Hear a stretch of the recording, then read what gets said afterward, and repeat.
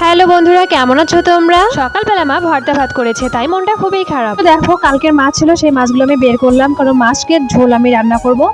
আর ভর্তা ভাত খেয়ে আসলে সত্যি আমার পেট ভরেনি একদম। তো দেখো, যে মাছগুলো তোমরা দেখছো এগুলো কিন্তু হচ্ছে সরপুঁটি মাছ। এই মাছগুলোতে আমি লবণ আর হলুদ দিয়ে আমি মেখে নিয়েছি।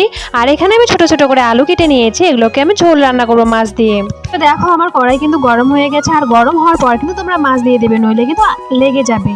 আর এদিকে দেখো, আমার একটা অ্যালোভেরার গাছ, সেটা দুর্বলতায় ভুগছে, সেটাকে আমি দেখতে আসলাম, জলও দিয়েছি। অ্যালোভেরার গাছ কিন্তু অনেক উপকারে আসে, তোমাদের মাঝারের ব্যথা সারায়, তারপর হচ্ছে চুলের যত্নে কিন্তু অ্যালোভেরা সবসময় লাগে। তো এদিকে দেখো, আমার কিন্তু মাছ ভাজা একদম হয়ে গেছে, লাল লাল করে আমি ভেজে নিয়েছি। তো করকরে মাছ ভাজা কিন্তু আসলে আমার অনেক ভালো লাগে। তারপর এদিকে আমি কিন্তু কড়ার মধ্যে তেল দিয়ে একটু পেঁয়াজ দিয়েছি, তারপর দেখো এখানে কারি পাতা ছিল, কারি পাতা দিয়েছি আমি। কারি পাতা না দিলে কিন্তু আমাকে ভালো লাগে না। আর এই পাতাটাকে কিন্তু আমি নরসিংদীর পাতাও বলে, আমাদের এদিকে আর কি আঞ্চলিক ভাষা, তোমাদের ওইদিকে কি বলে অবশ্যই কমেন্টে বলিও।